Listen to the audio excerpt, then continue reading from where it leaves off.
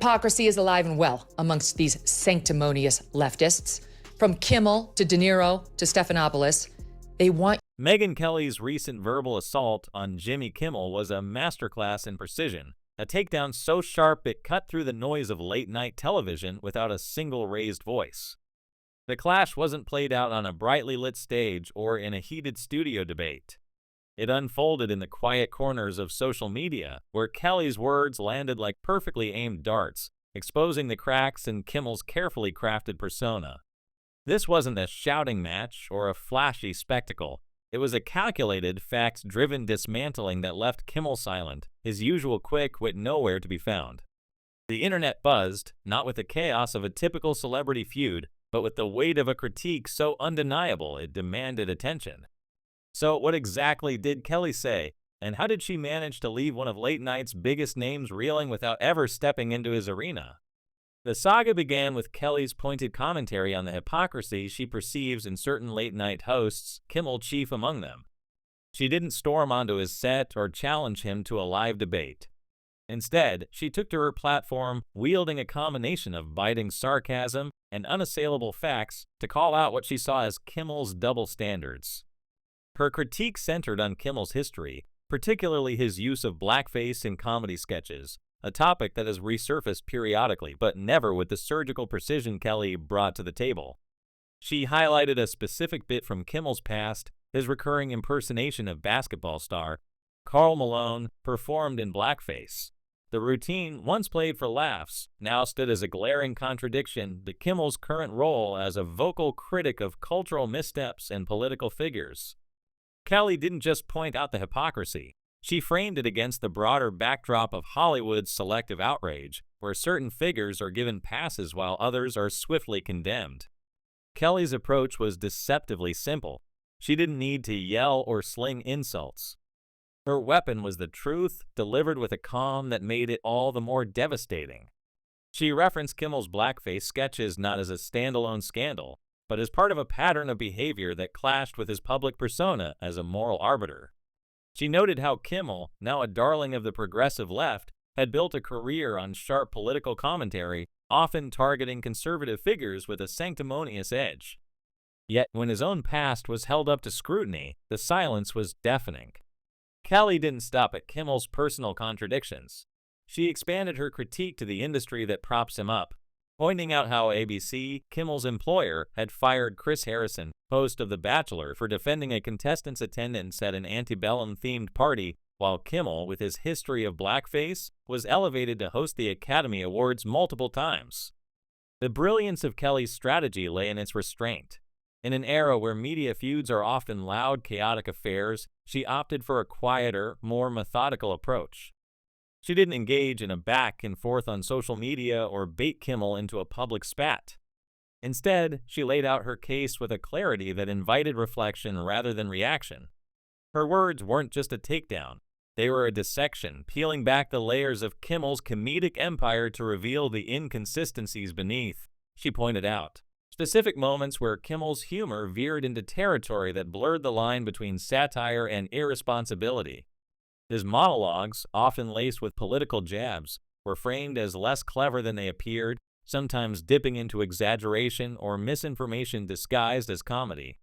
By presenting these critiques alongside concrete examples, Kelly ensured her argument wasn't dismissed as mere opinion. It was rooted in evidence, from Kimmel's viewership numbers to his past performances. To understand the impact of Kelly's takedown, consider the context. Kimmel, a late-night titan, has long thrived on his ability to deliver sharp, timely humor that resonates with a loyal audience. His show, Jimmy Kimmel Live, is a staple of ABC's lineup, pulling in millions of viewers, though Kelly was quick to point out that his numbers, 1.5 million overall viewers and 236,000 in the key demographic, are a far cry from the heights of late night's golden era. She compared Kimmel's ratings to those of Tucker Carlson, who, she noted, would have considered such numbers a failure during his Fox News tenure. This wasn't just a jab at Kimmel's popularity. It was a reminder that his cultural influence, while significant, wasn't unassailable. Kelly's critique suggested that Kimmel's brand of humor, reliant on political zingers and moral posturing, was losing its edge in a media landscape where authenticity and accountability matter more than ever. What made Kelly's attacks so effective was her ability to turn Kimmel's own tools against him. Late-night hosts like Kimmel rely on quick wit and viral moments to stay relevant, but Kelly flipped the script. She didn't need a monologue or a live audience to make her point.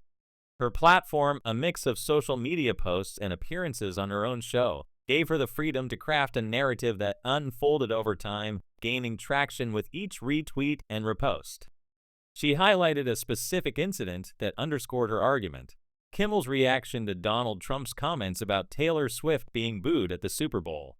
Kimmel had mocked Trump's glee at the crowd's reaction, framing it as a cheap shot from a petty figure.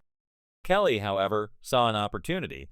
She pointed out that Kimmel's indignation was selective, a performance of virtue that ignored his own history of questionable choices. By juxtaposing Kimmel's outrage with his past, she painted a picture of a comedian who picks and chooses his moral battles based on convenience rather than principle.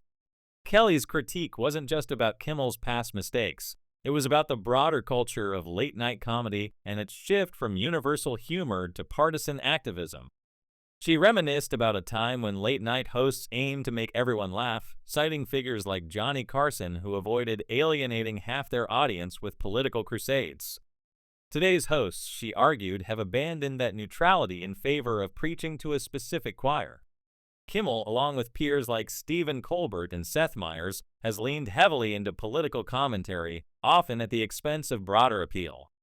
Kelly's takedown framed this shift as betrayal of the late-night format's original purpose, turning hosts into political operatives who wield humor as a weapon rather than a unifier. Her reference to Seth Meyers as an absolute prick was a rare moment of bluntness, but it served to underscore her broader point. These hosts, Kimmel included, have traded laughs for lectures, and the audience is shrinking as a result. The numbers backed her up. Kelly cited the dismal ratings of The Daily Show, now averaging just 366,000 viewers compared to over 2 million during Jon Stewart's heyday. Seth Meyers, she noted, pulls in fewer than 800,000 viewers, a paltry figure for network television. These statistics weren't just a dig at Kimmel's peers, they were a warning shot. Late-night comedy, once a cultural juggernaut, is bleeding viewers, and Kelly argued is because hosts like Kimmel have prioritized ideology over entertainment. By contrast, she pointed to figures like Tucker Carlson, whose low-budget online videos often outperform Kimmel's multi-million-dollar production in reach and impact. This comparison wasn't just about numbers, it was about influence. Kelly suggested that Kimmel's reliance on a traditional TV format, with its high production costs and declining viewership, is a losing bet in a digital age where authenticity and directness resonate more. What set Kelly's takedown apart was its inclusivity. She didn't alienate Kimmel's audience or demand they abandon him. Instead, she invited them to question, to look at the evidence, and draw their own conclusions. This wasn't a call to arms. It was a call to think. By avoiding personal insults and sticking to facts, Kelly made her critique accessible even to those who might disagree with her politics. She didn't need to scream or stage a dramatic confrontation. Her words, delivered through tweets, posts, and measured commentary, did the heavy lifting. Each point was a domino, carefully placed to topple Kimmel's image as a flawless comedic hero. And when those dominoes fell, they didn't just shake Kimmel's reputation, they sparked a broader conversation about accountability in media. Kimmel's silence in the wake of Kelly's critique was perhaps the most telling outcome. In a world where quick comebacks and viral clapbacks are currency, his lack of response spoke volumes. Was it shock, strategy, or simply the realization that he'd been outmaneuvered? Whatever the reason, his silence handed Kelly the narrative. She didn't need to trade barbs or escalate the feud. Her case was made, and the absence of a rebuttal only amplified its impact. Social media amplified the rest. Kelly's critiques were shared, dissected, and celebrated by those who saw her as a voice of reason in a sea of performative outrage. Even Kimmel's loyal fans were forced to pause, confronted with a perspective that was hard to dismiss.